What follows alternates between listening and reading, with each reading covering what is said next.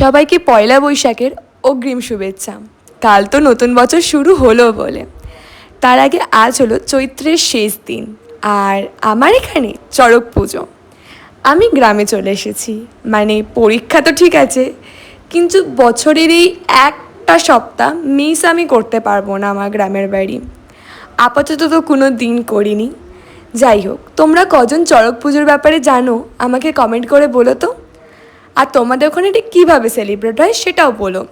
আমাদের বাড়ির এই পুকুরটায়, মানে এটাকে আমরা বড় পুকুর বলি, এই পুকুরেই চড়ক গাছের দেহ থাকে, মানে যে বডির পোর্শনটা, চড়ক গাছের বডির পোর্শন আর মাথার পোর্শন দুটো কিন্তু আলাদা আলাদা পুকুরে রাখা হয়।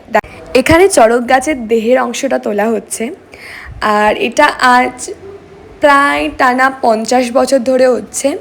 ওর আগে কিছু বছরের জন্য ব্রেক ছিল বলতে পারো, সেই সব ঘটনা তোমাদেরকে কোনো অন্য ভিডিওতে বলবো। আজকেই বলি এরপরে কী হবে।